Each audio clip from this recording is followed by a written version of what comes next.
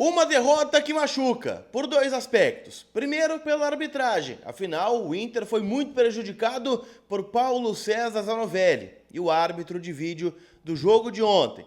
E quero falar também sobre as escolhas equivocadas de Roger Machado, que também, na minha concepção, tiraram o Inter da partida contra o Corinthians. O cenário é preocupante, também com o camisa 10, Alan Patrick, que pode ficar de fora da decisão colorada na Libertadores em Medellín. Eu te conto tudo isso depois da vinheta.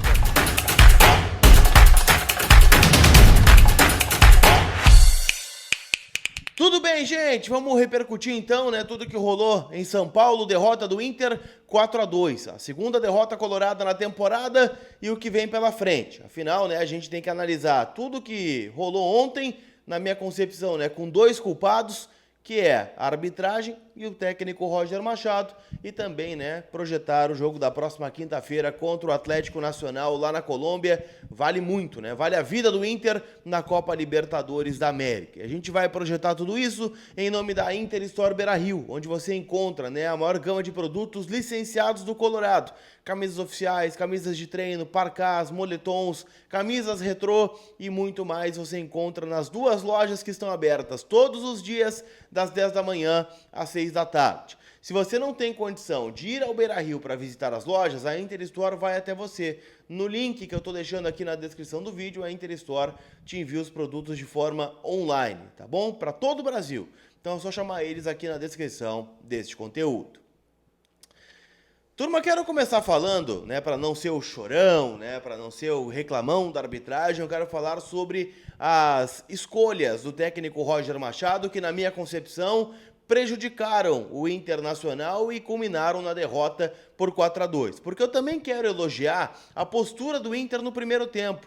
O Inter fez um grande jogo em Itaquera nos primeiros 45 minutos. É verdade que sai perdendo, há uma liberdade muito grande para o Memphis, que acha o Yuri Alberto para fazer 1-0, mas o próprio Roger consegue ajustar isso sem trocar peças, sem ter que revolucionar o time. Ele tira o Fernando um pouco de trás, encaixa o Fernando no Memphis e o Inter começa a jogar. O Inter coloca a bola no chão, o Inter tem a possibilidade de fazer o gol de empate, já logo em seguida. O Wesley chuta e o Hugo Souza faz um milagre. O Inter tem outras situações de gol e o Inter empata o jogo, no gol do Brian Aguirre, num cruzamento perfeito do Wesley, numa marcação-pressão do Bruno Henrique, que é muito criticado, a gente vai falar sobre ele depois, mas estava lá ele na frente da área, marcando pressão, o Wesley cruza e o Aguirre faz o gol. Depois um gol de videogame do Inter, bola de pé em pé, Aguirre, Alan Patrick, Bruno Henrique, Thiago Maia e o 2-1. Quando chega o intervalo, a gente analisa que está tudo ótimo. O Inter conseguiu encaixar a marcação nesse modelo aí dos três meias, que o Roger propôs com Fernando, Bruno Henrique e Thiago Maia juntos. O Inter conseguiu acertar a marcação, o Inter deu poucos espaços para o Corinthians, o Inter conseguiu jogar de uma forma muito boa lá em São Paulo, só que isso simplesmente derrete no segundo tempo. E aí, claro, eu tenho que contextualizar aqui a troca do Alan Patrick pelo Oscar Romero, que entrou muito mal no jogo. O Alan Patrick é pauta para daqui a pouco, ele pode sim desfalcar o Inter por lesão. O Inter não vê a cor da bola no segundo tempo. Sei que muitos de vocês estão atrelando a expulsão do Bruno Henrique, e é claro que ela impacta no jogo, mas a gente tem que lembrar uma coisa: a expulsão do Bruno Henrique foi no minuto 16.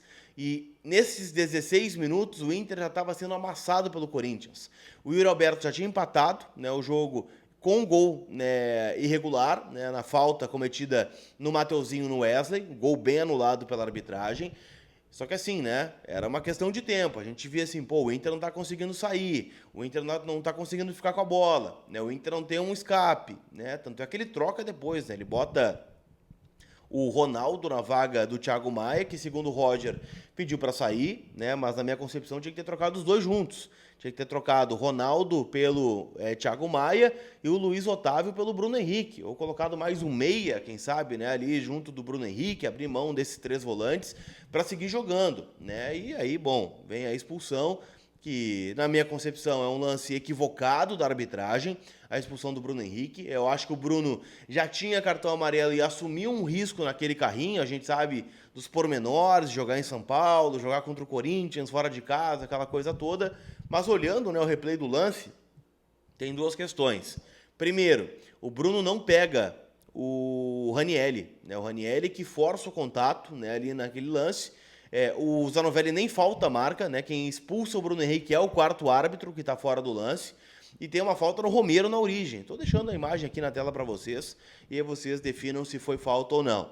E é óbvio, né, que com um a menos impacta demais, né, o time do Inter, só que o Inter abre mão de jogar. O Inter abre mão dos seus atacantes, né, o Inter tira o Valência, o Inter tira o Wesley, né, o Inter já tinha tomado o gol de empate, né, numa das principais falhas da noite, que é essa bola aérea, né, por cima do Aguirre, né, cruzamento que sempre vinha da direita para a esquerda no segundo poste. O Aguirre perdeu todas pro Romero, pro Bidu, né, pro Memphis, pro Yuri, né, e aí ficou complicado, né, porque além dos gols que o Corinthians teve irregulares, o Antony fez vários milagres, fez 2 ou 3 milagres, o goleiro do Inter, e tem os gols do Corinthians, né, o Inter toma um 3-0 no segundo tempo. Não posso achar normal, né, porque vamos lá, preciso lembrar vocês uma coisa, o Roger vai completar 1 ano no Internacional.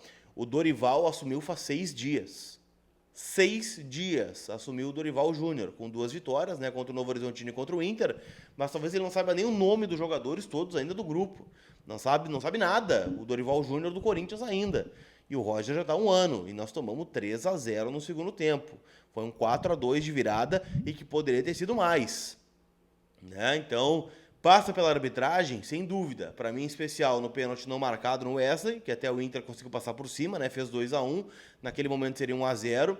E, bom, também pela expulsão do Bruno Henrique, né? Que para mim é o principal lance a contestar. Claro, tem o pênalti depois, né? Do Romero em cima do Bidu, onde, né, no áudio do VAR divulgado pela CBF se fala muito, né, sobre o Romero não ter pego a bola, mas o Romero pegou a bola primeiro, deixa o pé depois no Bidu. Eu acho um lance duvidoso, tá? Não acho que não foi pênalti. Cara, tem um contato dentro da área. Assim como teve do Richard Rios no Fernando, teve do Davi Luiz no Rogel, são lances parecidos. E ali a gente reclamou pênalti. Então há uma brecha para ser pênalti. O que a gente contesta é que outros lances não foram pênalti neste caso, né? Mas de qualquer forma, o Inter acabou sendo prejudicado pela arbitragem, o Vitão desabafou, né, dizendo que o árbitro era um cagado, né, que ia lá apitar o jogo, aquela coisa toda. Enfim, cara, eu acho que sim, passou pela arbitragem, mas também passou, né, pela postura do Inter no segundo tempo, de se retrair, né, de esperar o Corinthians, né, já tinha um 2-1, já tinha chegado numa virada, jogando diferente, e o Inter abriu mão de jogar. Sobre o Alan Patrick, cara, eu quero pedir uma oração positiva agora de vocês, né? Uma corrente positiva, porque a informação que eu recebi pela manhã é que o Alan Patrick tem suspeita de lesão muscular grau 1 na coxa e por isso foi sacado no intervalo. O Roger falou sobre o tema, disse que o Alan sentiu a perna pesada e que estava em vias de estourar. Tomara que não tenha estourado, tomara que seja só um desconforto, né? E que até quinta-feira ele consiga, né, estar apto a jogar contra o Atlético Nacional, porque vale a nossa vida na Libertadores. Uma derrota do Inter na Colômbia vai dificultar muito a nossa situação para avançar às oitavas de final. Então, o Alan Patrick, né, vai virar um drama aí para o Internacional, né? Lembrando que o Inter dificilmente, né, terá retornos importantes para esse duelo, como o Borré ou outros jogadores, né? Então, talvez só o Carboneiro possa estar apto e o Alan Patrick preocupa demais. Tá certo? Não esquece, gente, que todo o conteúdo aqui no canal é em nome da KTO, kto.bet.br. Hoje tem Brasileirão, né, com 3 jogos. Grêmio e Santos, estou apostando no empate nesse jogo. Vasco e Palmeiras, estou apostando na vitória do Palmeiras. E Cruzeiro e Flamengo, estou apostando na vitória do Flamengo, mesmo que o jogo seja em Belo Horizonte. Tá certo? Aquele abraço. A gente se vê. Fui!